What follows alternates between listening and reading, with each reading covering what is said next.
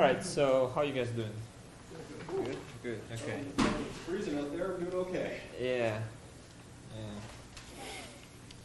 Myself a bit under the weather today, but that's why I'll do mostly presentations on the computer. Kind of. Any questions so far? Yeah. So, what are the requirements for something to have this duality property that we talked about? Mm-hmm. So, for example, would a proton have it, or a quark have it, or Mm-hmm. some other subatomic species have this duality? All right, pretty much every particle would have a duality. It's just the question is how important that duality is. All right, and usually it's related to de Broglie wavelength that we didn't discuss much. But if you calculate that quantity, that's the kind of a wavelength characteristic of a wave function associated with particle.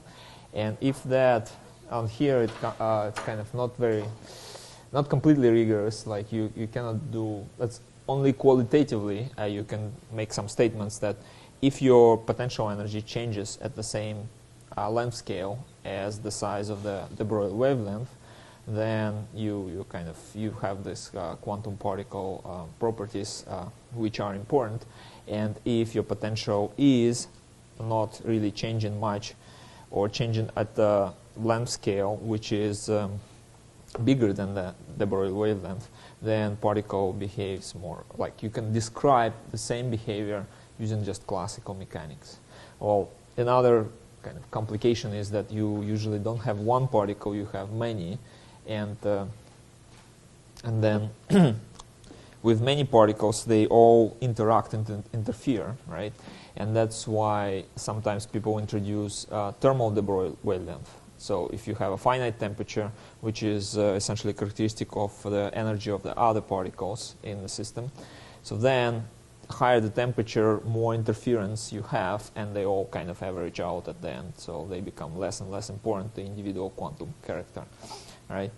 So that for the proton, for chemistry, I guess proton is another particle where quantum mechanics becomes important, and we'll kind of see one simple model today. For example, in the situations where we have keto-enol kind of isomerization, right? So let's consider malonaldehyde. No, that's something along those lines, right? So then your hydrogen can kind of shuttle between this oxygen and go to this oxygen. So this oxygen becomes, instead of enol, enol would look like this, right? Then it will be in its ketone form, and then this guy will acquire OH, right?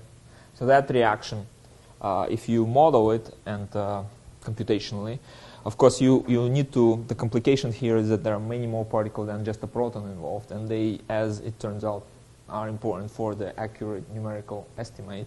But if you just roughly or consider the potential for the hydrogen particle along the coordinate, reaction coordinate, which is essentially shuttling of coordinate of the proton from one oxygen to another, it will have double well structure where for the proton it's energetically preferable to be either with one high oxygen or with another.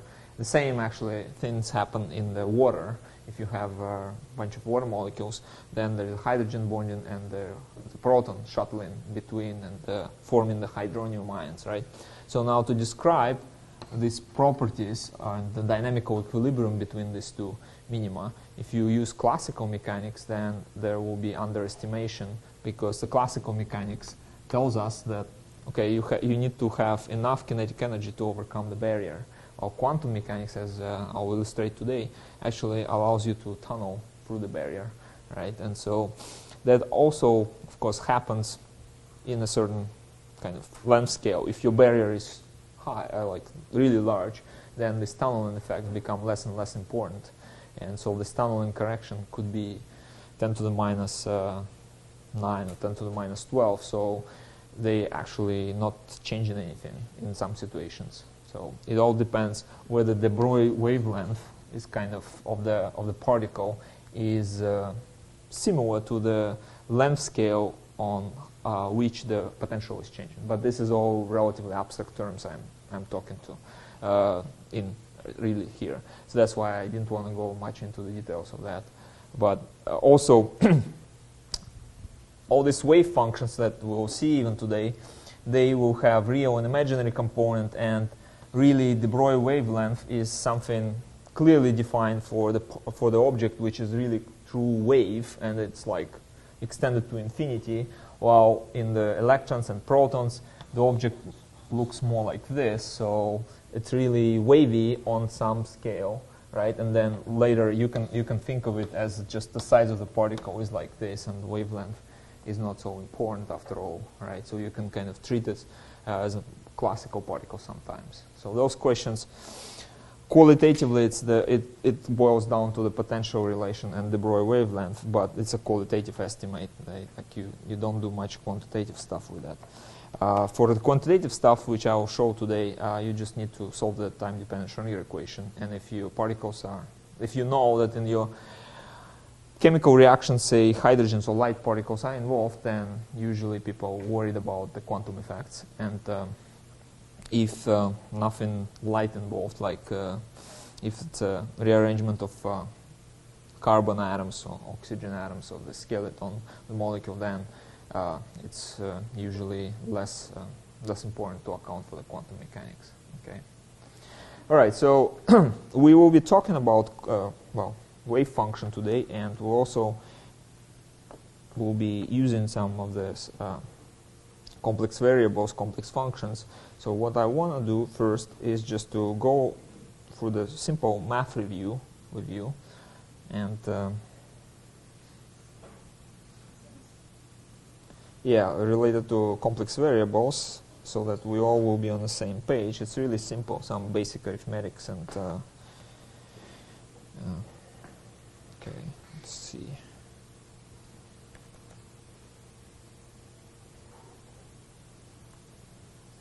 I guess I'm a bit stuck.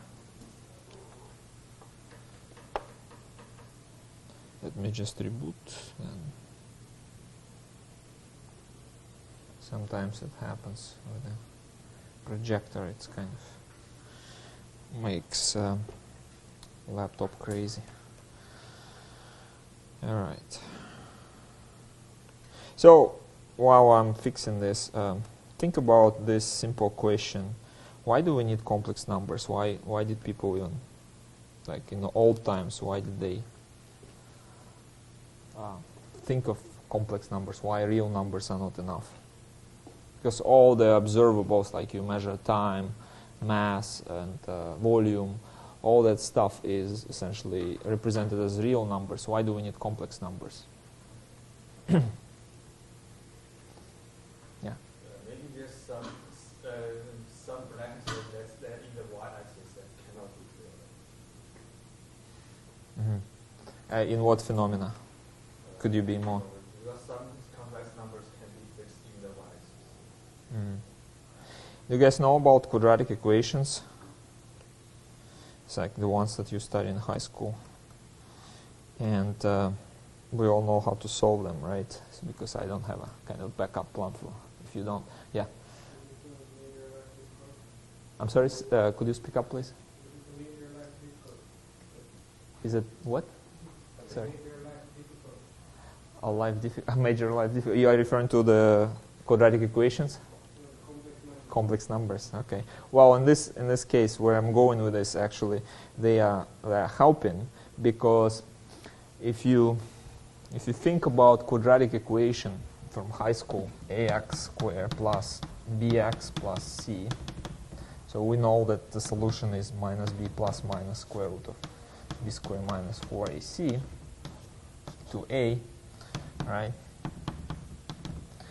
So this is very simple. Now, the difficulty with this is that it has a square root, right? And if we don't restrict b squared to be higher than 4ac, then you have something with a like negative number essentially in the square root, right? And so what would you say then? That there are no solutions, right? And it turns out such situation is actually called that the field of real numbers is just not closed, meaning that if you form the algebraic equation with the real numbers, you can get the solutions which are not presented as real numbers. So for that, people were not happy with this kind of, just a second, with this incompleteness, and then they needed to introduce complex numbers. So complex numbers were introduced so that if you put any real numbers instead of a, b, c, then the solution will be, well, still written as a number. Now maybe as a complex number, which has, say, c is all reduced, d plus I, e, two components, right? Real and imaginary component. And more than that, actually, if you put instead of a, b, and c complex numbers, then you will still get as a solution either real number or complex number. So you won't go outside of the complex numbers. That's why complex numbers are so great, because you can form any algebraic equation, second order, third order, and so on and so forth. At some point you won't be able to solve them analytically, but you can still solve them numerically always, and the solution will be always something in the domain of complex numbers. Yeah. In what direction is the complex component go? Well, this is more about what your question is about, representing this number, right, in kind of in space. And one convenient representation is that we can put this number z, if say d is like, let's take example 5 plus 3i, then you can use x-axis, y-axis, and if you count 5 on x-axis, 1, 2, 3, 4, 5, and then 3 on y-axis, 1, 2, 3, then this is going to be the point corresponding to that complex number, right? So complex number then can be represented as a point on the 2D plane, and that's kind of just convenient representation, nothing else. And what else? If for the real numbers we can say one number is, say, 5 is larger than 3, for complex numbers we cannot say that. That is just kind of something that struck me, and I was really surprised with that. Like, looks like we are going to the more general situation, right? These complex numbers, they encompass the real numbers, of course. If you have imaginary components which is 0, then you end up with a real number, okay? But how do you compare this point with that point? You really cannot. You can compare points which are on the real axis or on the imaginary axis, or, well, there are essentially, how do you compare which number is bigger, this one or that one? Okay, you cannot compare complex numbers unambiguously. Of course, there are ways to do that in some way, and that one way to compare complex numbers would be to make a map between a complex number and a real number, which characterizes the, say, distance from the 0, right? And that would be a radius vector. And the size of this radius vector is just a kind of, in this case, d squared plus e squared, square root of that, right? So this is nothing but the absolute value of z squared and taking square root of that, so that we have a distance instead of having just a square of the absolute square of the complex number. Okay, so I almost done. All right, let's try again. So that was kind of a motivation for complex numbers.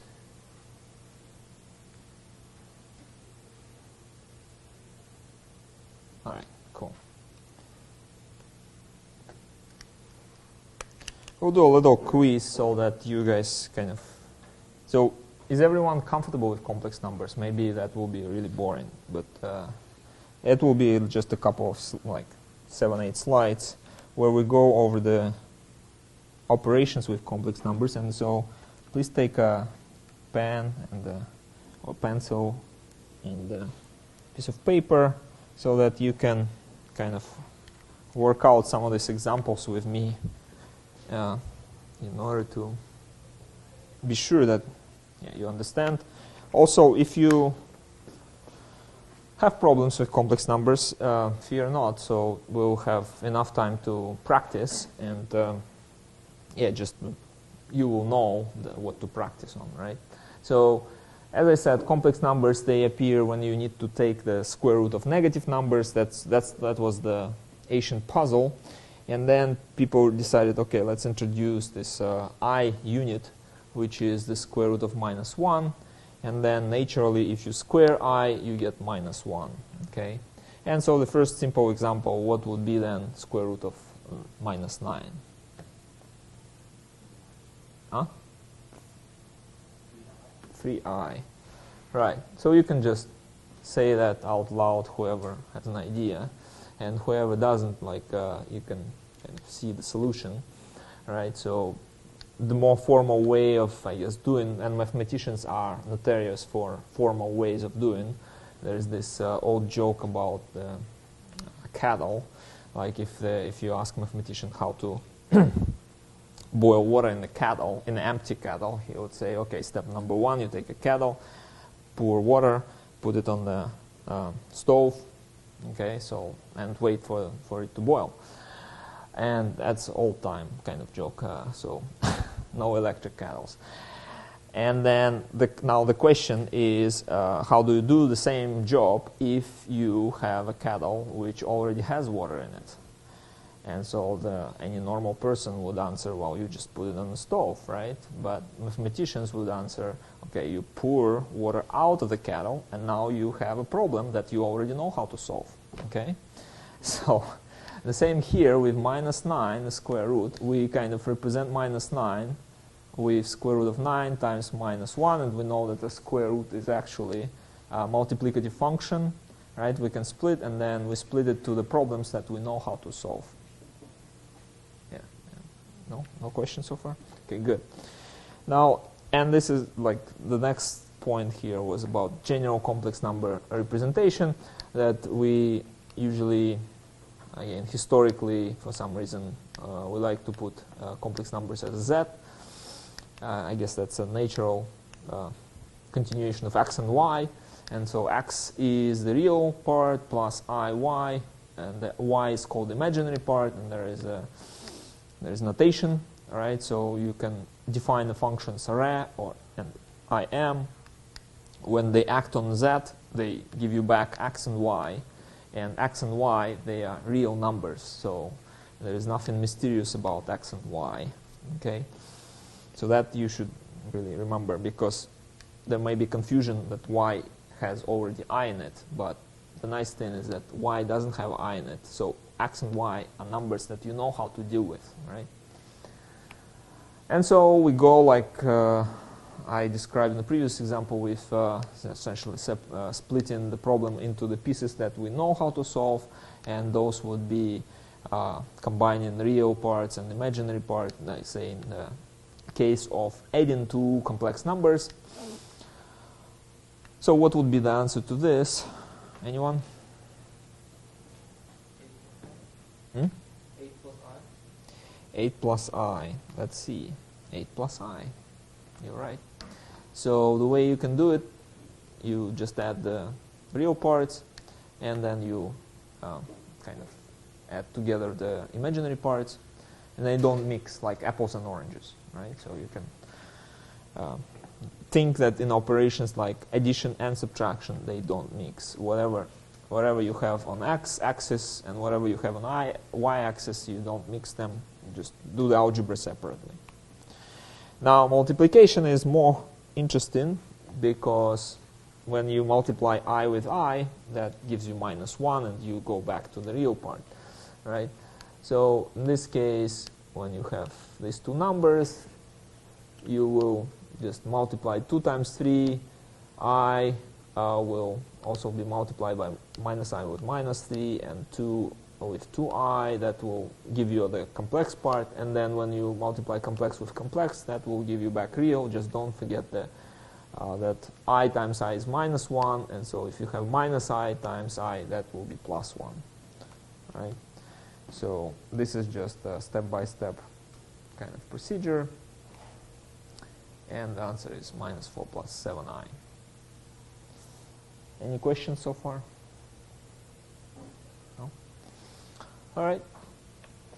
So then, complex conjugates. So that's the interesting operation that I already talked about, and it's useful because without it, it's kind of hard to multiply two numbers and get the real number with certainty, right? So if you multiply two complex numbers, like z with itself, z times z, you are not necessarily will get the number without imaginary part. Most certainly you will get something with imaginary part, and the complex conjugation actually fixes this. What it does, it's a very simple operation. You just change the sign in front of the I. If it was positive, it becomes negative. If it was negative, then it becomes positive, right? So just mindlessly do that. Wherever you see I, if there is a complex conjugation, you just change I to minus I. If there was a minus I, there's like a minus minus I, which is plus I, right? So let's try that here. What is the answer for the A case? Anyone? 2 minus 3i, all right. And B, anyone? Minus 7i. Z, 4, that's right. Nothing changes if you have a real number, right?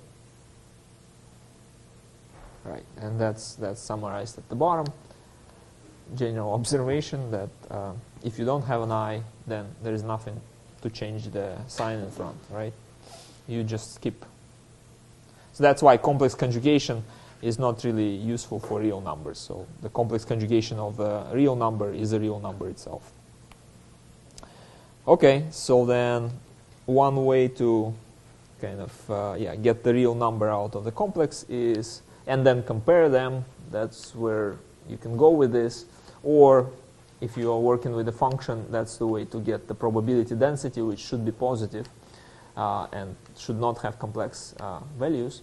Then z times z star, always a real number and always larger than 0 if z and z or z star, they were not identically 0, right? So only in the situation where z is 0, z times z star will give you 0. But in the general case, it's more than 0. Right? The algebra is very simple. You just go and do the step-by-step multiplication, and you can see that you get x squared plus y squared as a z times z star. Then, and also, I hope that you won't find this confusing, but like I did PhD in US, and I did my undergraduate school in Russia. So I came to US, I learned to pronounce, instead of Z, Z. That's what they do there. And now then I teach in Canada, then you guys like to pronounce, instead of Z, Z. So I'm kind of mixed up in this case. And I sometimes pronounce Z and sometimes Z. So hopefully you can follow. So that if we want to say find some kind of a magnitude of the number which is complex, then we can take the absolute value of z, and that would be a square root of z times z star. And this is geometrically, this is just a distance to the center. So this number and this number can be compared then by just taking the distance from the center, right? That's one way to put them on one real axis and compare them. But it's not the unique way. It depends on the problem. In some problems you may be interested in what is the number with the biggest real component, or what is the number with the biggest imaginary component. We'll be doing the quantum mechanics, so for quantum mechanics, it's very natural to, whenever you have a complex function, that's what we'll be dealing with, to get the psi star, and obtain the probability density, right? So that's why our way of going from the complex numbers to real, and would be that operation, right? So just make yourself very familiar with this operation, because that's what we'll be using most of the time. And why would we want to go from the complex numbers if they're so great? The answer is very simple. Is because everything you kind of perceive, you can measure, it's all represented as real numbers. So if I ask what's the probability of something being somewhere, you cannot say 1 plus I, right? So it must be real. And it's better be between 0 and 1 if we're talking about probabilities, right? Okay, so now simple example here is how to take the absolute square, and you can just do the math, and hopefully you all already did it and got 34. I think that's the example I considered last lecture sporadically, and 34 is the answer. So if you are uncertain at this point, like, please ask questions, and otherwise we will move on. Okay, so division. Division is a little bit more interesting. How do you divide complex numbers? Do you guys know? Because it, no? It requires a little bit of manipulation, because the way we usually do it, 2 plus I3 divided by 4 minus I5, for example, what you do is the division, like this denominator is the problem, and in order to avoid imaginary numbers in denominators, all we need to do is to multiply denominator by its complex conjugate, and in order to have the same kind of in order to not to change the overall expression, you need to also multiply by a complex conjugation of the denominator, the numerator, right? So it's a very simple trick that allows you to always have real number in denominator, and then you already know how to do the multiplication of two complex numbers. You get a complex number, and then you divide each part of the complex numbers by the real denominator. So again, we transform the problem from whatever we didn't know how to do into the bunch of steps that we already know how to do. Okay. We won't do much of the division, but this is something to complete the picture of complex number arithmetics. Right, and again, the complex plane, that's the kind of a natural way of presenting numbers. That's already, you already asked me, so I went a little bit ahead here, and this is the nice picture of the same thing. Now, the formula that will be used a lot, at least in homeworks and in some of the problems, it's so-called Euler's formula, which presents the exponent of I times it's just a purely complex number, right? Exponent of purely complex number as a cosine of the angle plus I sine of angle. Okay, so that's Euler's formula. So I give formula first, and I will explain why is it important and why is it useful. Yeah. I'm not understanding the terminology. So say the number I comes out 3I, right? Is that just an imaginary number, or is it also a complex number by itself? You asking? Let's clarify. The number you're asking about is So say 3I. 3I. Is that itself only an imaginary number, or is that also a complex number? It's a complex number which doesn't have any real part. So It's only an imaginary part. you can always write like this, yeah. So this is generally a complex number. You can also have number 3, which is purely real number, but it also can be thought as a complex number, right? So complex numbers is just a coverage that covers both real numbers, purely imaginary numbers, and numbers which have both real and imaginary component. So here, what Euler's formula is kind of representing is this exponent of purely imaginary number, I theta, in the cosine and sine, and there is nothing mysterious here. You guys know Taylor series expansion, right? Then you can do really Taylor series expansion of the exponent. That would be 1 plus, like, exponent of x can be expanded in Taylor series, right? So on and so forth. And you can do that with this argument. Instead of x, you put I theta, right? I theta square, so on and so forth.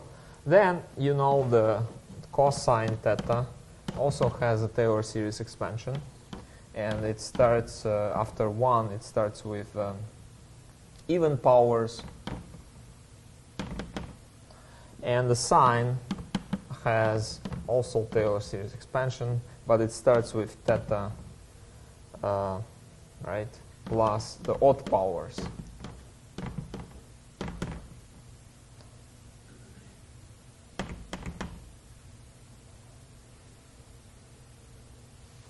Okay.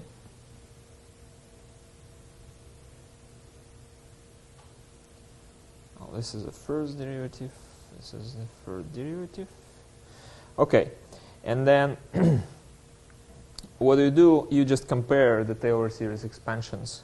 So if you just do the math, then I theta will be theta squared with a minus sign instead, but the real part. And so you can see that I sine theta, that is in that equation, just multiply with I every term. And then you can see this exponent has 1, so cosine gives 1. Then the next term will be I theta. It comes from I sine theta. And then we have theta squared divided by 2. That comes from cosine, and so on and so forth. So you can just compare these infinite expansions term by term and prove that this exponent is indeed the case. So relatively simple algebra. Right? And so then you can do the same thing with minus I theta. All you do is you just change the sign in front of I. And that is important because sometimes we do the complex conjugation on this function. So then all you need again to do is change the sign in front of I. And you can use this expression for the really exponent of the, like a normal complex number without zeros. Right, so it has real plus imaginary part, and with the real part, using the multiplicative character of the exponent, you can do this decomposition, and so then the same thing can be done with just theta multiplied by some parameter k. And what is this all kind of useful for? It's alternative representation of complex numbers. Where is the yeah? So here, for example, we can define the position of every point in the 2D kind of in the 2D space by its x and y components, or we can alternatively define the position of any point by the radius vector from 0, right, from the center of coordinate system, and the angle theta. So it turns out that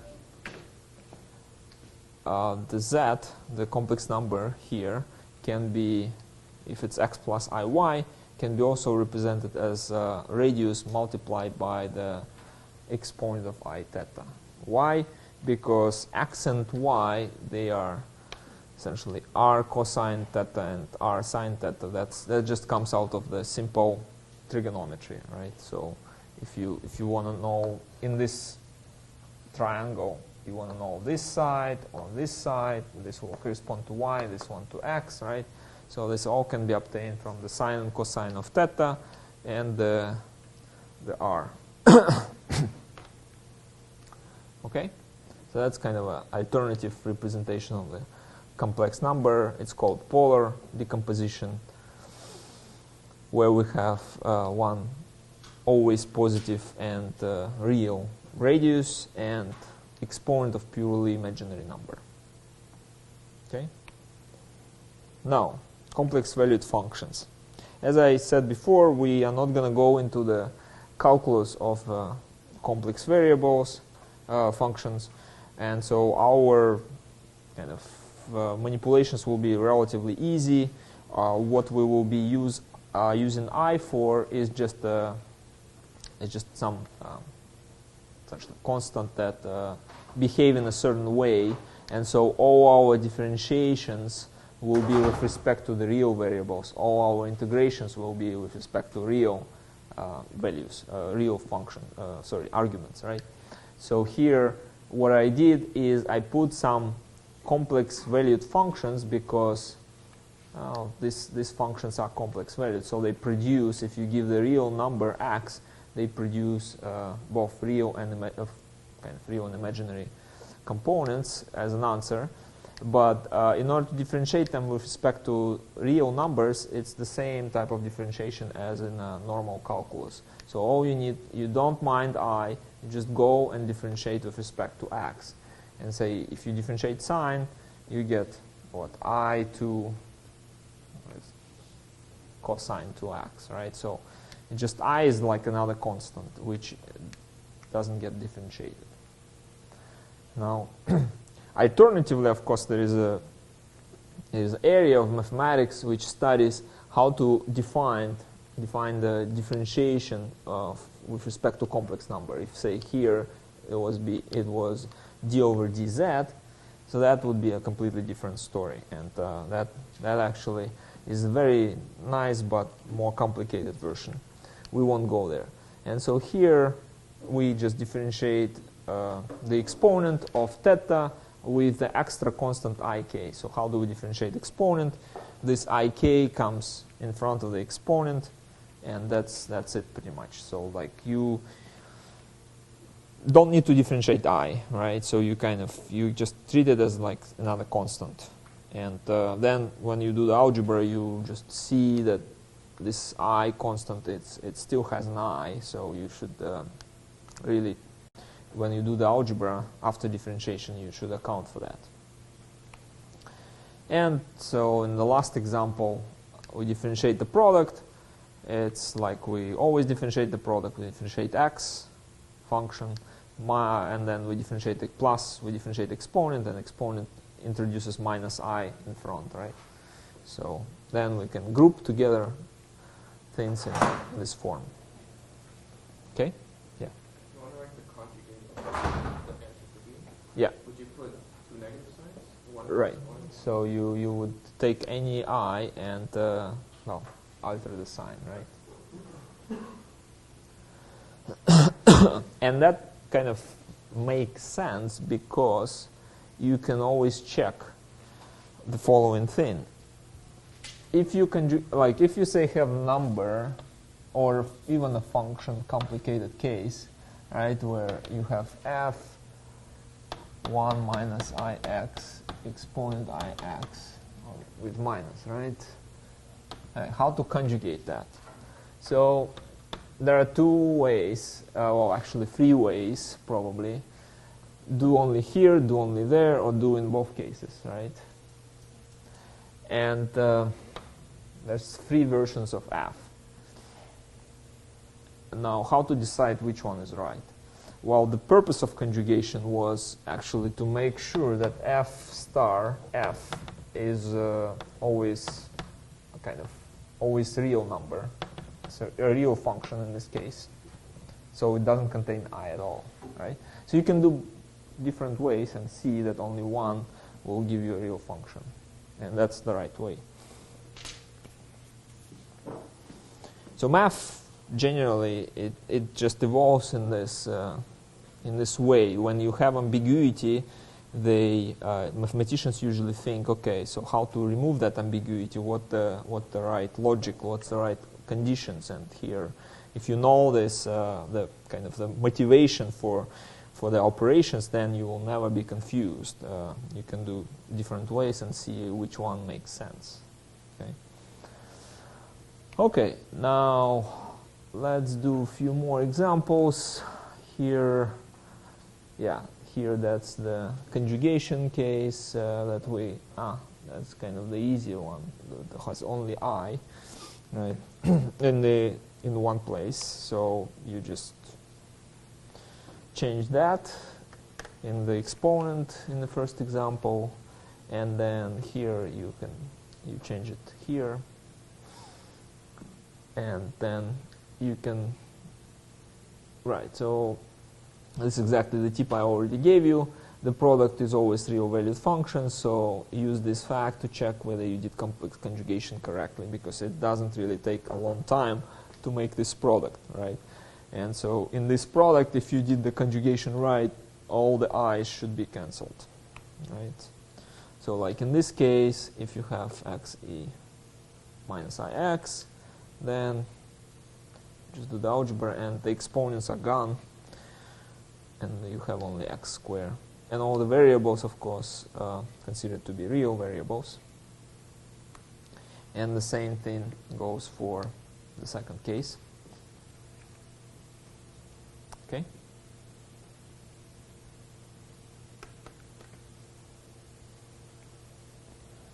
Any questions?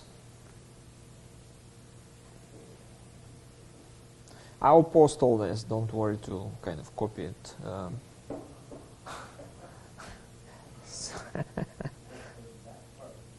The B? Yeah. Right. That comes from the multiplication of the two exponents. But essentially conjugation doesn't affect this exponent. It's a real function, right? So you just square this exponent. Just make sure not to square x, right? So the square of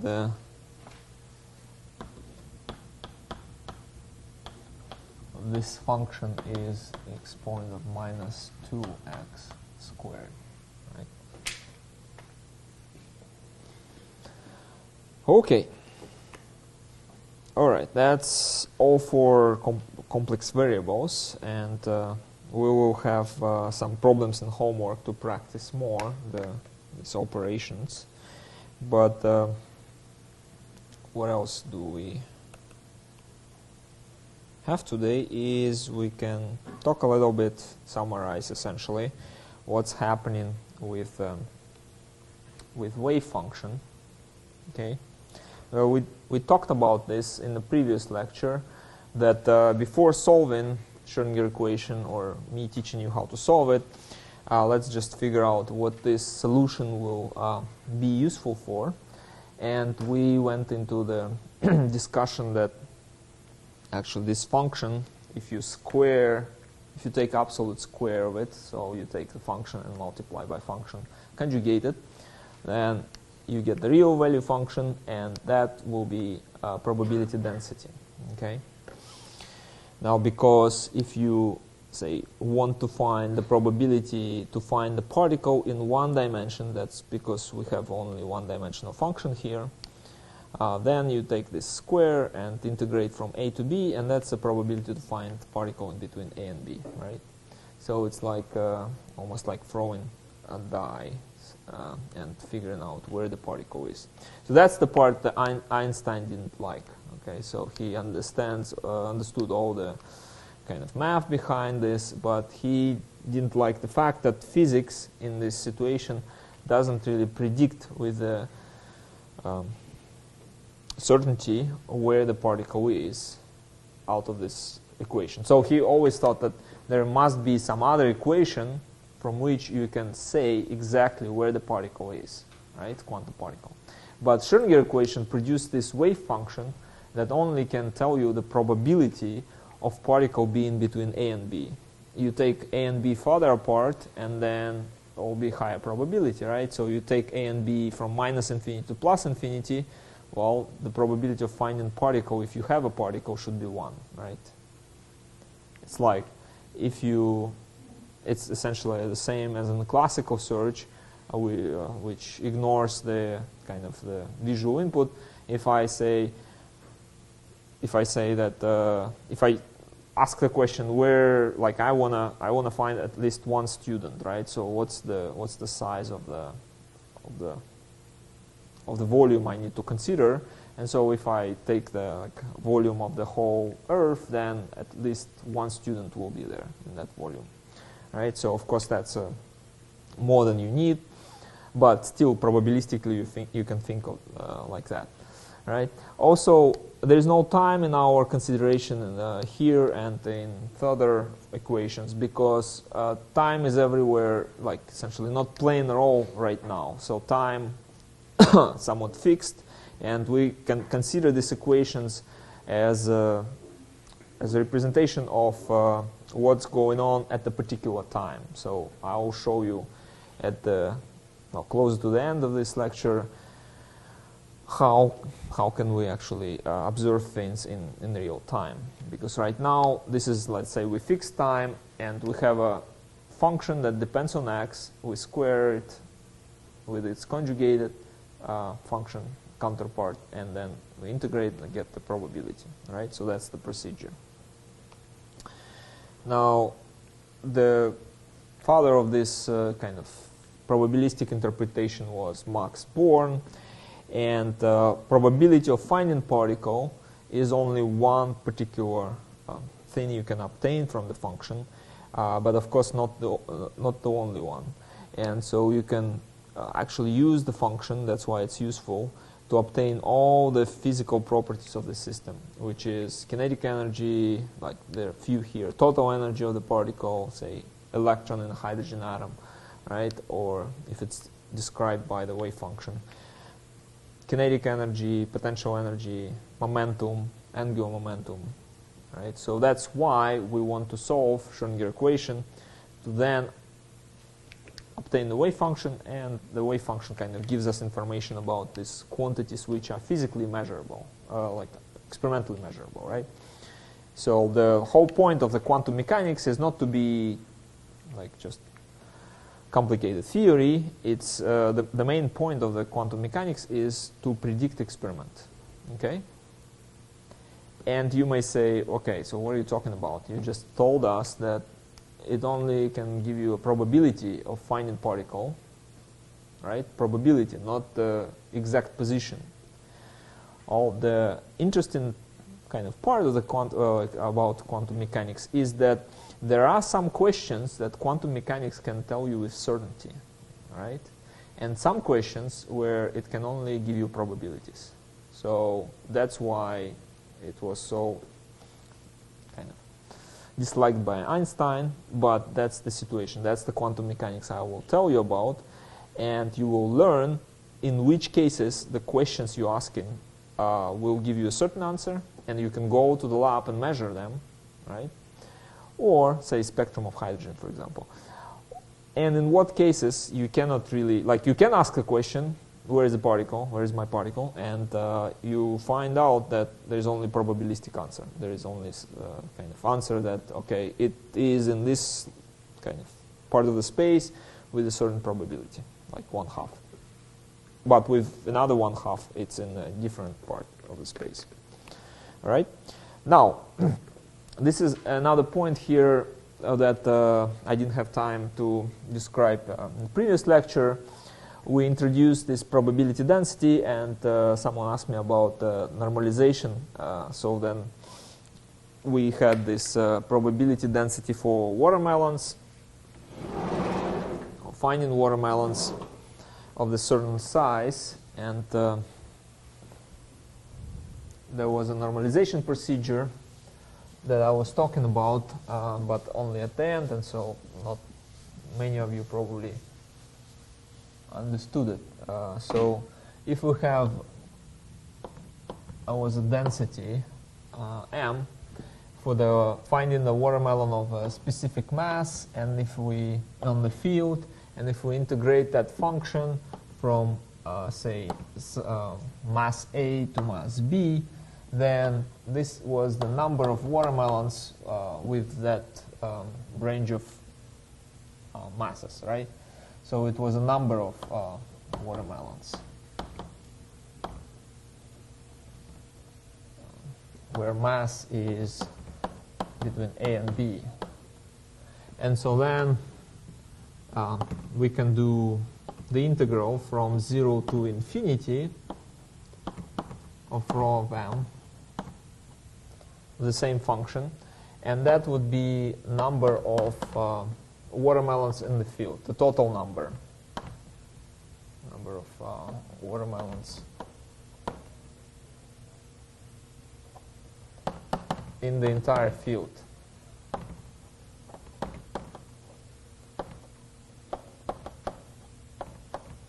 Right, and then these were not probability densities because they are not giving us probability to find, this integral doesn't give us probability to find a watermelon with a mass between A and B. It gives you number of watermelons between A and B, right? And so to get the probability density, we normalized this function rho, and the normalization procedure is actually quite simple. All you do is you divide the function you have by the square root of integral. No, by just the integral. Sorry.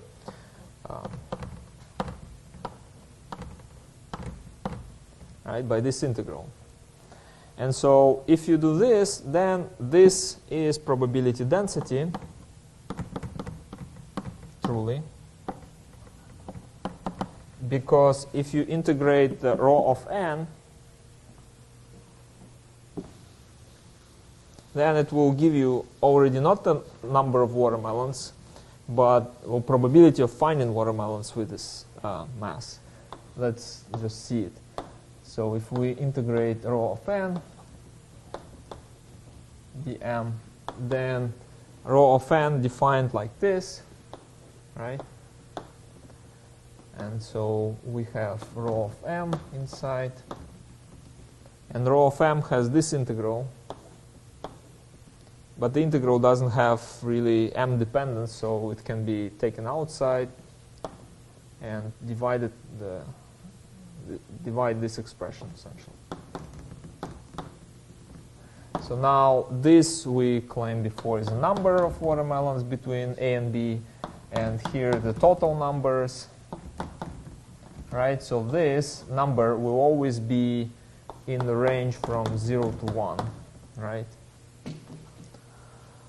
If A and B go to 0 and infinity, then essentially this integral will be exactly like this integral, and if A and B come somewhere in narrow range, then this number will be small, this number will be still big, and we can come close to 0, right? So the idea here is that you need to normalize your probability, this function of density, in order to get the probability density. So similar situation is applicable here in the wave function case, because what happens is we would like to work with a function that has this property, that if you look for the particle and you look between minus infinity, so you go in one-dimensional coordinate system from 0 to distant left and distant right, you don't stop, you just keep going. Right? So then the integral of the psi square absolute should be 1. So that means the particle is always somewhere. Yeah. Okay, so from the normalization factor, and Yeah. you say that it's not the square root. Yeah. So I'm saying the wave function squared, you said is equal to v times its z prime, like in the previous slide. Correct? The previous? Yeah, right. The wave times wave times, right? Yeah, so here we're going to the subject that function must be normalized and how to do it, right? So, if you didn't square root that, If we didn't square root what? If we don't, all right, we didn't square root c, right? C here, I haven't defined yet C. Here C will be, C here corresponds to essentially this integral, Yeah. right? Because our rho of m is like essentially psi squared, right? And this is like C. You just see that in a moment, because it's a little bit different how you normalize the density function. Then you don't need this square root. And how do you normalize the wave function psi? Because the only condition you want to have at the end is that the square of the psi absolute will be integrated from minus infinity to plus infinity to 1. Right? So you don't want to get anything but 1 here. Otherwise, it's like essentially it's the question whether you have a one particle in the space between minus infinity and plus infinity, right? If you're talking about one particle, you should have 1 here. Probability 1, you should find this particle somewhere, right? Now it turns out that sometimes you are given a function psi of x which integrates to the finite number but not 1. And so then that's fine. And that happens actually because I can kind of go a little bit ahead and tell you that Schrödinger equation, it turns out that we wrote it like this. If you have a function psi, then you can multiply psi by any constant, and because constant will go to the left side and constant will go to the right side, they will cancel out. And so you can multiply solution of the Schrödinger equation by any constant, and it still will be solution. But the physical meaning of a function psi that gives you probability density when you square it, and that means if you integrate from minus infinity to plus infinity, it gives you 1, that will be lost. Because of that constant, you can get essentially any number here. Instead of 1, it will be 1 multiplied by c squared. If say this was a good function where it was integrated to 1, then multiplying this function by c, you get the c squared in integral, and you can take it outside and obtain 1 times c squared, right? So that's not what you want. But it's still a solution for the time-dependent Schrödinger equation. So what we're doing here is we are describing the procedure. So if you have some function which integrates to c, so this is absolute square integrated over the whole space, gives you c, not 1. So what you need to do is you obtain this c numerically, right? And you take 1 over square root of c, and it turns out that this is normalization factor for the wave function. Let's see how it works. When we do these 2 steps, then we take unnormalized wave function, multiply it by this 1 over square root of c psi, and what happens is when we put it inside of this integral, then 1 over c comes out, and this guy, as we initially put, gives us c. So overall, the value of this integral will be 1 as we wanted.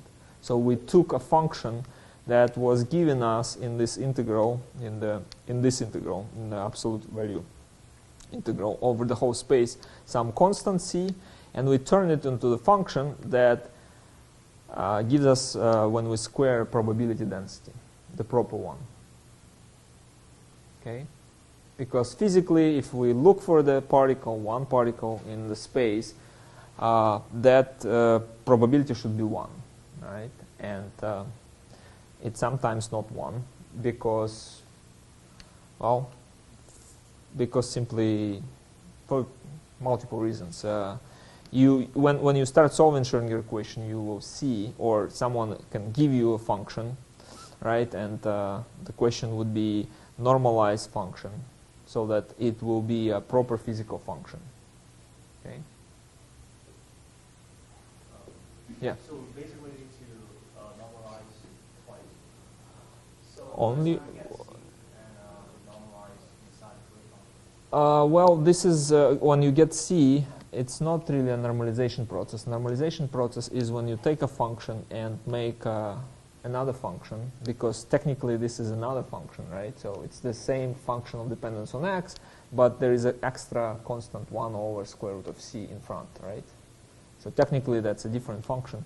So normalization procedure is when you take a function and make a function that integrates, when you integrate a square to 1, right?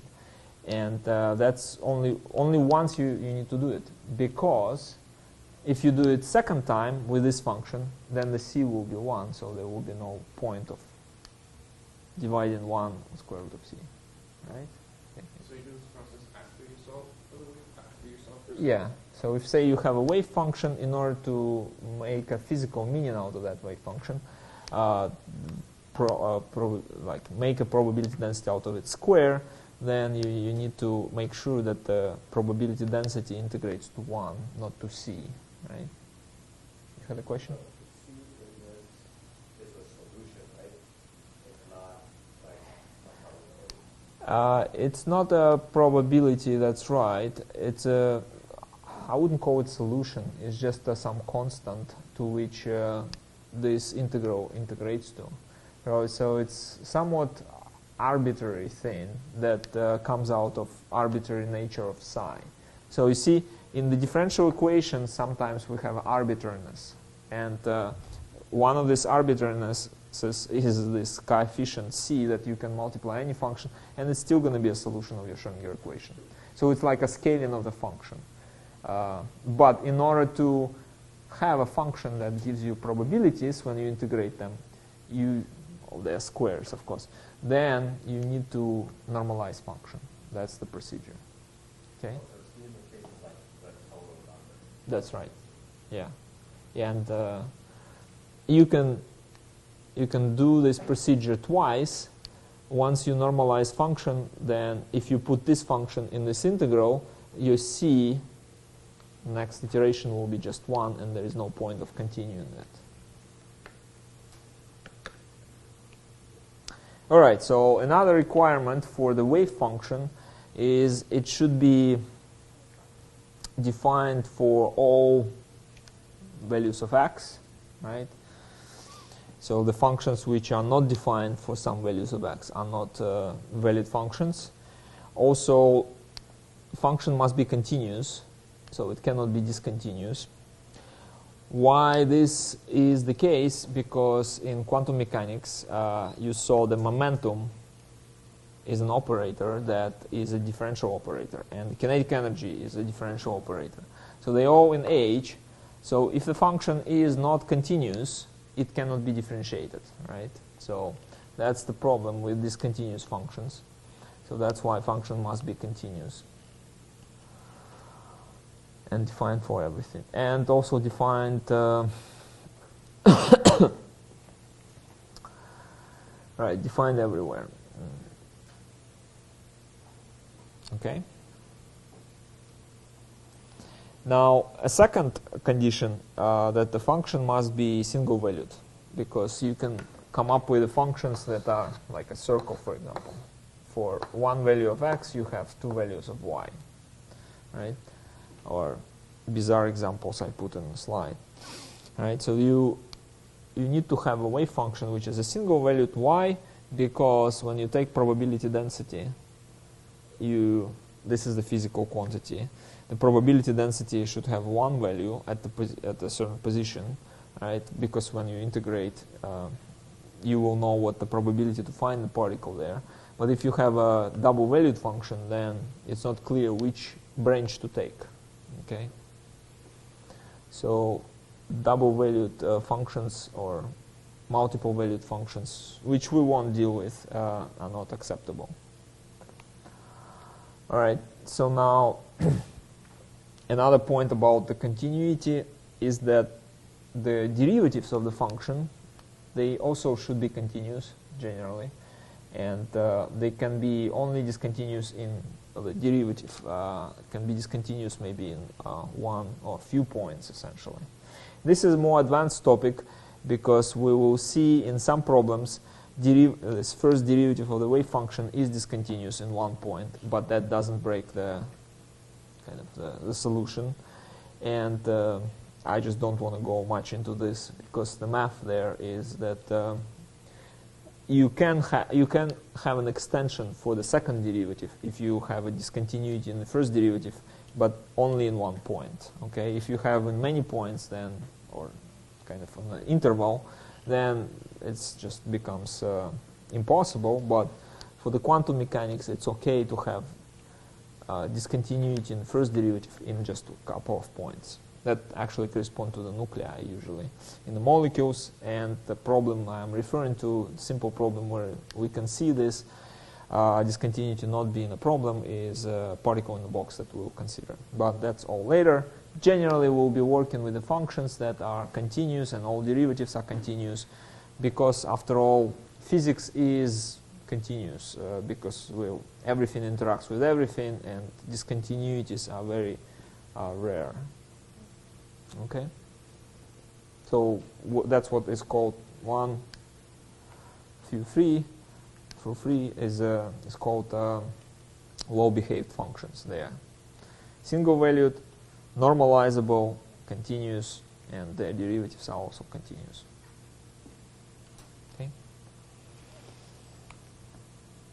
Now, the fourth that I mentioned, normalization, but that's kind of a more formal definition. What do I call normalizable function? Is a function where if you take this absolute square and integrate from minus infinity to plus infinity, then you get a constant, which is less than infinity, right? And this is important because if you get infinity, that's another alternative, then you cannot normalize function.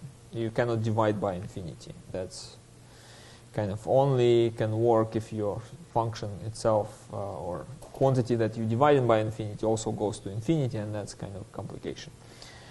But in reality, the functions we will consider, these integrals, they will give us some constants, and then if it's a constant, then we know the procedure how to take a function and modify it into a function that has this integral equal to 1. You just divide by a constant, square root of that constant, right? We saw that already. All right, so usually the normalizable functions are functions where you have some kind of decay property on the how function behaves when x goes to infinity plus or minus, right? Because if function behaves like this and then it goes to 0, then integrating over this infinite range will not produce infinities. They will be kind of damped by the value of the function, which is close to 0. Now, functions like this, hyperbolas or polynomials, they usually kind of skyrocket when x gets to the large values. Those functions will not be appropriate for us, okay? Because you simply, if you keep integrating some in the function, then area under the plot, then you get the infinity, and that's not good. All right, so let's do a little exercise. Here, let's see which of the following functions are acceptable as a wave function and which are not. And actually, I already put the answers there, so it will be easy for you. Now we can consider why, say, item A is yes. So what do we have in A? How do you imagine this function? Function is the sine of x, right, on the range from 0 to 2 pi. So we have the whole x-axis, right? So it's 0, this is 2 pi. And this is sine on the range from 0 to 2 pi. And then outside of this range, function is 0, right? That's what is defined in A. Is this function continuous? It is continuous because you guys generally know what continuous is, maybe not in mathematical sense, but generally the point, like the kind of what continuous means is that if you keep reducing the differences in the argument, so you have argument x1 and argument x2, right? And you keep reducing the distance between x1 and x2, you can arbitrarily get arbitrarily close values of the function f, or in our case psi of x1, psi of x2, right? The absolute value to remove the sign. So that absolute value always positive, and it can be made as small as you want if you kind of keep making x1 close to x2. The situations where it cannot be done, it's like functions like this, right? Where you kind of, in this point, the x1 say on this branch, x2 on this branch, and even if you bring x1 and x2 very close, the value of the function is very different. Like they are separated. There's a gap, right? But the continuous functions is that when you bring them close, this guy is also getting close. So this function satisfies this criterion. Then this function, what else do we have? It should be continuous. The derivatives also should be continuous, and they generally are, because if we take the sine of x, right, that's the function, we differentiate it, we get cosine of x. Cosine is a continuous function. The only problem, which is not really a problem for us, it's just a problem of continuity of the derivative, is that cosine function looks, how does it look like this, right? So it comes to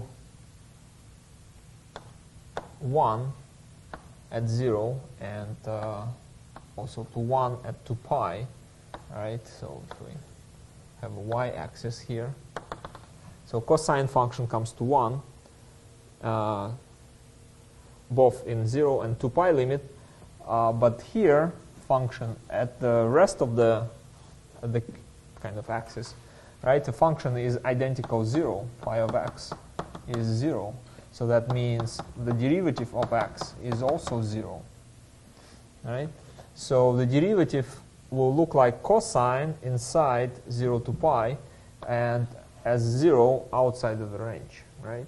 So there is a clear discontinuity at 0 and 2 pi for this function derivative, right? But we said it's okay to have derivative discontinuity in a few points, okay? So that's what is happening here. We have just 2 points where derivative of the function is discontinuous. And so then is this function single valued? Now you can see it has one value for every x, essentially, right? Sine is a single valued function, and 0 for every x is also a single valued function. And then what is left is the normalization. So normalization would be the integral from minus infinity to plus infinity of the absolute square of the psi function, right? And what this integral will be in this situation, it will be integral from, like, you know about the integrals that you can split them whatever way you like. And so one simple splitting would be from minus infinity to 0 plus 0 to 2 pi plus 2 pi plus infinity, right? You just cut the minus infinity to plus infinity to 3 pieces, right? And this piece where we have minus infinity to 0 function and its square is 0, right? So this integral will be 0. this integral from 2 pi to plus infinity function again, and its square will be 0. And the only piece that will be left is 0 to 2 pi, where function is sine function, right? So sine function, when you integrate it, it gives you what? Actually, here you need to integrate sine squared, right?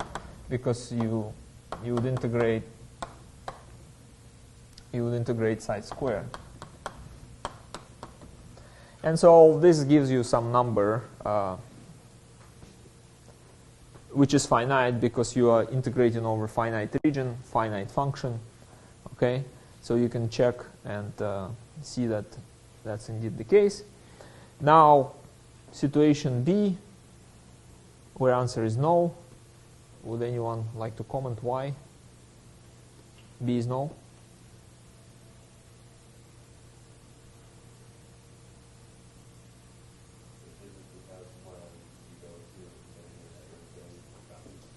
That's right, yeah.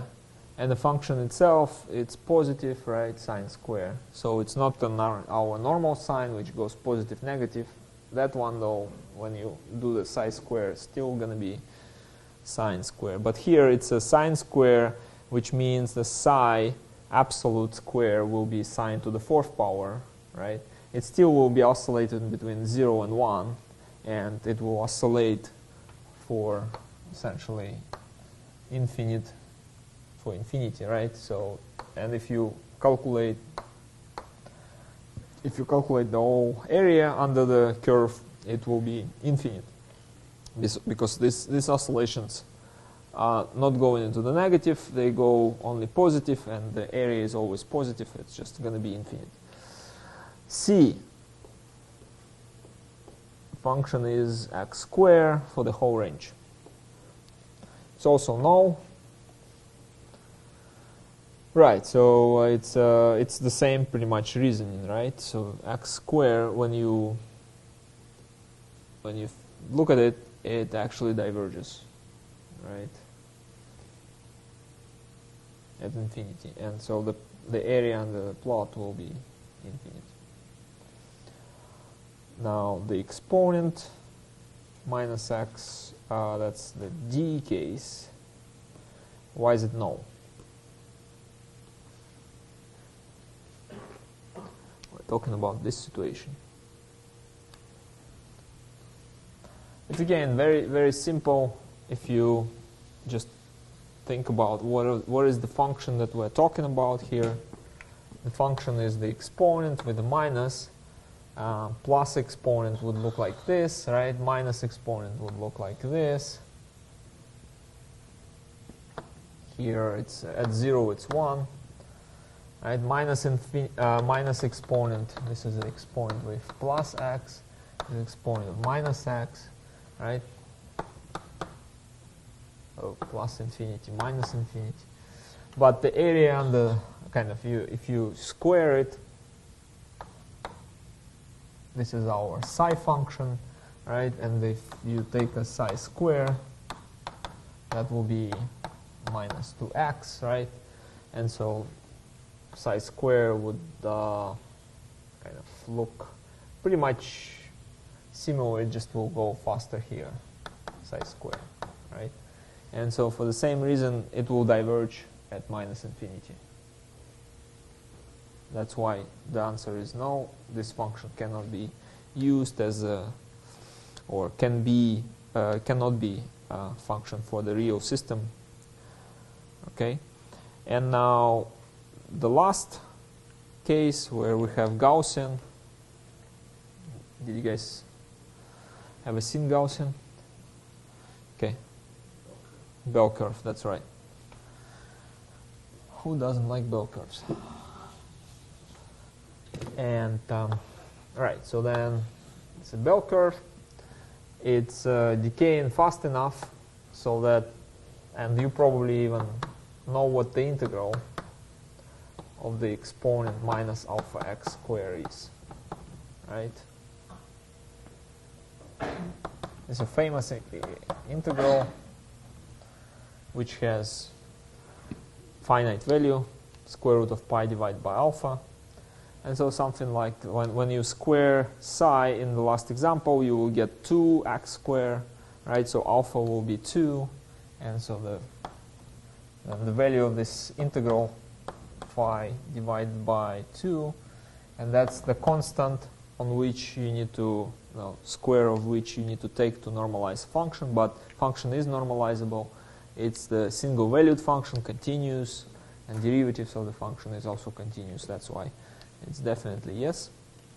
And so we can use this as an example of the wave function for the physical system. Okay?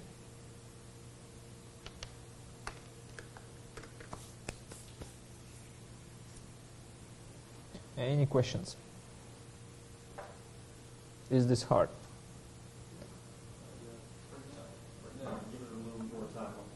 Okay, good. But the point here, the main point, I guess, how I did all this stuff. Of course, you remember the rules, like it must be continuous, derivatives must be continuous, at least maybe only violating that in a few points. Then function must be single valued and should be normalizable. That's it. And then just know what the functions are. How do they look? Many of these examples you can solve without actually calculating integrals. Okay. All right. So what do we have here? We have normalization procedure, and here the point is that in order to normalize the probability density of f function, you divide by 1 over c. But if we're dealing with psi, that's a different object because f, the probability density, is a square of psi. That's why we're taking 1 over square root of c. So the bottom line here is like just remember what are you normalizing. Are you normalizing a function psi or psi squared, so like as a probability density? So in some of the homework examples, there will be a question about normalization of the probability density function, and in some will be, but mainly we'll be talking about how to normalize a wave function so that it gives a normalized probability density. Okay. And another exercise, where possible, we need to find normalization factor for the following wave function. Okay, so you can we can just practice that.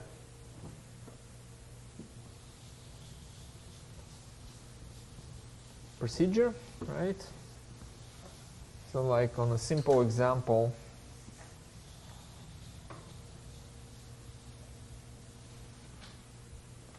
say A, right, we have function 1 minus x squared between minus 1 and 1.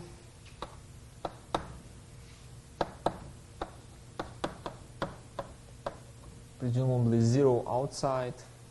Okay. So that means in order to calculate c, we're integrating from plus to minus infinity psi square dx, and because function is real, it boils down to the square. Because function is only defined between minus 1 and 1, this integral boils down to integral between minus 1 and 1, because the other parts from minus infinity to minus 1 and from 1 to plus infinity are 0. And then we have 1 minus x squared dx, and that's the integral we need to take here, and the answer is already written there. So let's see whether we get the same answer. It's 1 minus 2x squared plus x to the 4th, right?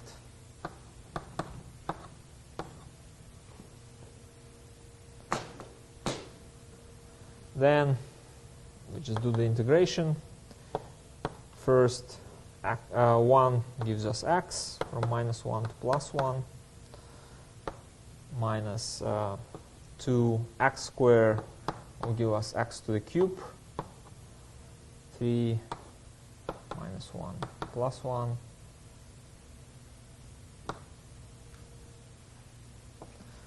and the next one is x to the 5th, 5.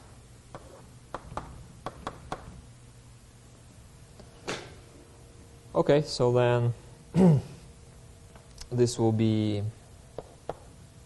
2, right? 1 minus minus 1. This one will be again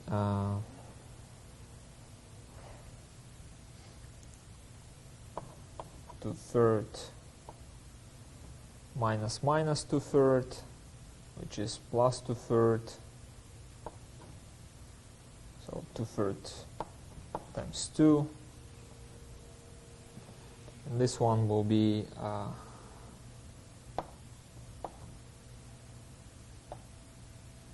essentially 2/5, right? And so what do we get here? 2, 1 minus 2/3 plus 1/5. So this is 1/3. This is 1/5. So this is 2. 1/3 plus 1/5. That's 3 plus 5, 15. Right, so this 8 times 2, 16, 15th. That's our C.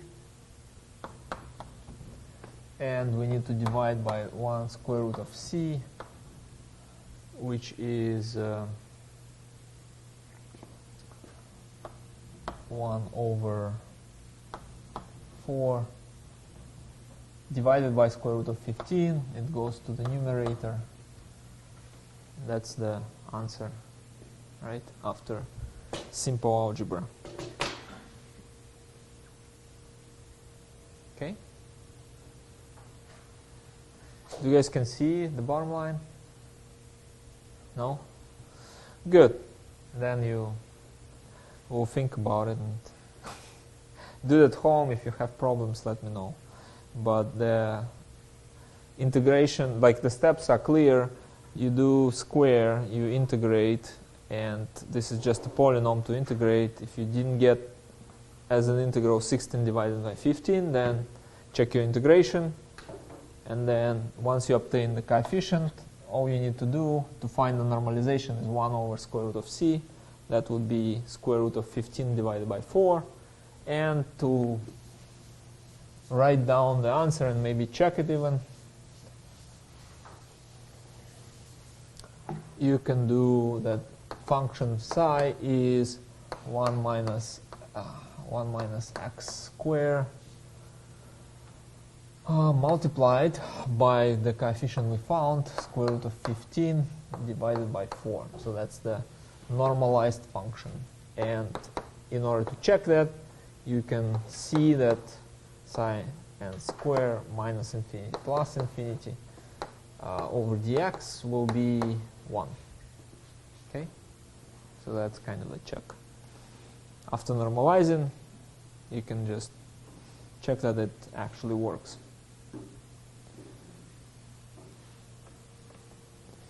I recommend to try at home B, C, and D. Now for, I'm not going to go over them, but if you have troubles, let me know. That's the last slide. And now what I want to do is I want to show you some solutions of Schrödinger equation, time-dependent Schrödinger equation. Okay? Unless, of course, you have still some questions about normalization, which I will be happy to answer right now, or we can move two simulations. Any questions on normalization? Yes. Is that two, Here? yeah, for the check, it was equals to 2? Equals to 1. Oh, So this is 1, yeah.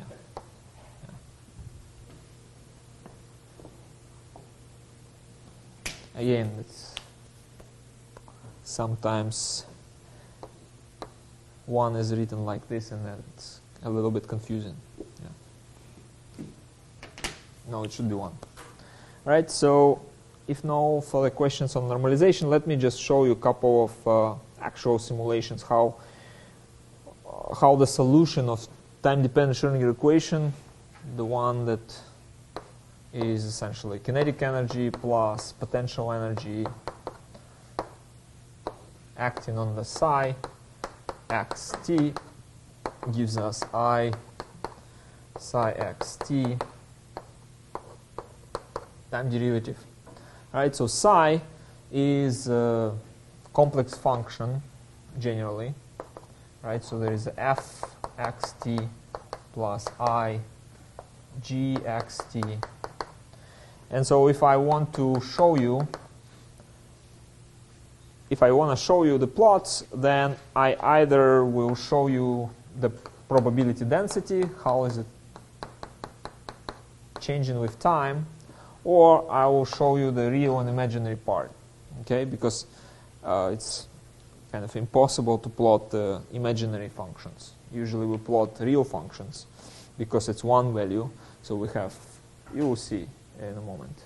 So first problem, say we don't have a potential, and it's like a free space where particle moves. Where's my picture? Yeah. So this is a problem, like I start with some initial wave function at 0 time, and what is plotted here in magenta is probability density of that function. The scale is not made so that it would integrate to 1, but just for the visibility, I made the scale large, but it's normalizable function. So as this is the x-axis, this is a value of the function, squared axis, right? So we're talking about real function, and at 0 time, it looks like this, right? Now it has some momentum, and it will move next to the right. We'll see the movement. Also, I put as a blue circle here a classical particle, dynamics of classical particle. Classical particle essentially is sizeless, so it has no size. It's just I made it big so that you can observe it. But there are a few things you can see. What's happening is essentially they more or less go in the same like maximum of that, we call it wave packet of probability density at different times. The maximum more or less corresponds to the position of the classical particle. So classical particle moves, and the quantum particle moves as well the same way. If you ask me where is my classical particle, it's always here, or I can at any time I can tell you exactly where it is, while the quantum particle is represented by this probability density. So if you all of a sudden want to measure where your particle is, then there is this probability to find it here, probability to find it here, in some, essentially in this whole range, right? Also, whether you notice or not, but you see the wave packet, it's relatively narrow, then it starts separating, like it starts widening, and it becomes kind of wider and wider with time. So that's one kind of interesting aspect of the quantum dynamics, and the reason for that is that this wave packet is kind of built out of many contributions that all move with slightly different velocities, and that's why the overall function is getting wider and wider. Now, this is probability density. If we instead plot, we plot real and imaginary part, that would look like this. Now I'm talking about F and G. Okay, so these guys, yeah. Previous, yeah.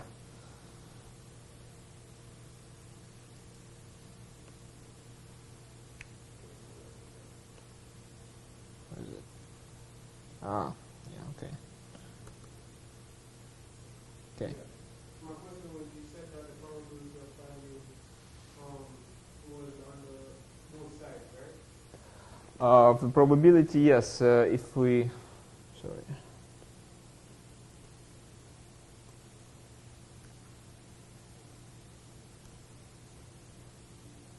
Right, so if we look, classical particle is here, but quantum formalism will predict that if you measure from on the left side, on the right side, probability will be more or less the same to find.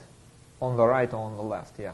So is it that there's limitations in the determine why the probability could be like closer to the center?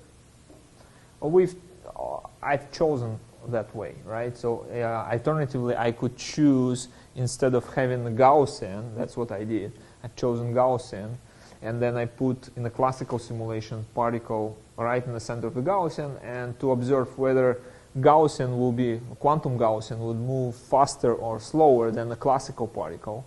But alternatively, I could put a quantum wave function, because I am when it comes to the wave functions, I can put any function that satisfy those criteria of the normalizability, continuity. So it could be like a bimodal distribution, right? So then the movement will be slightly different. It's just the easiest probably simulation, and seeing that there is some delocalization nature in quantum objects would be to put the Gaussian. But originally this function is not fixed. This is kind of, when it comes to differential equation, you always have the initial conditions, right? So if you solve differential equation, in order to solve it, you need to put what the initial function is. And then Schrödinger equation gives you what will be the function at the later time. Okay? But yeah, I could put something else, not necessarily that way. But this is a kind of a closest to classical situation, where the wave function is delocalized, but yet it's relatively local. Okay, but you can see that quantum nature gives away and makes the things more and more delocalized with time. Now, if we look at the functions themselves, like the components, real and imaginary. Real, say, blue, and imaginary is red. So you can see they're negative, and they are both quite substantial. They have negative parts because this now looks more like a wave. The question is not where the particle is, but it's like the components of the wave function. And they, of course, overall, you saw the previous picture, and overall you can see that if you square this blob, then appropriately, then there will be that Gaussian that you saw before. But, there is more things going on inside of that Gaussian, because the functions are changing with time, and it really looks like a wave now. Yeah. So looking at this, what information do we get from the imaginary component of this? Imaginary component is absolutely necessary to obtain the right size square. Absolute, right? That's an interesting question. What by itself it has no meaning by itself. But let me think a little bit more. Maybe there is a way to get some more insight what the imaginary part would be. Right now, I would say that it's just the whole the whole package that makes sense. And of course, if you study some kind of operators and then some properties, then real and imaginary part will contribute to that. And one simple property is the probability density, where both real and imaginary will contribute. And if you do not account for one, then you will not get the right picture. All right. Now, this is not very interesting because it's like a free space, no potential. And here, there's a different situation where we have a potential in black. So here, no potential is like free space, and then there is this kind of a hill, and you would expect classical and quantum particle, they would go in some parts of that, like go up the hill a little bit and then start coming back. And that's what essentially is happening.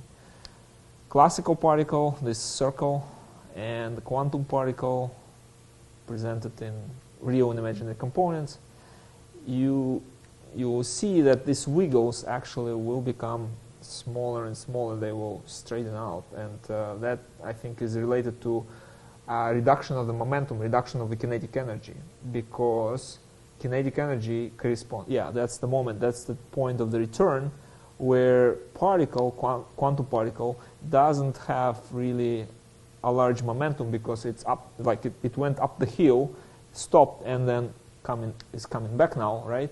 So the second derivative, that's the kinetic energy, and the second derivative is larger when you have more wiggles. If you differentiate the function, and the function is kind of a straight line, then the second derivative is 0, right? And that's what happens when you coming up the hill. There is almost no wiggles, and then the function acquires wiggles back when it comes from the hill. Okay? And as you can see, quantum particle is a little bit faster than the classical one. So it bounced off. Now, what else is there? Let's see. The most exciting thing you can do with quantum mechanics is, of course, penetrating the walls, right? So here is the... let me do things with probability density instead of total wave function.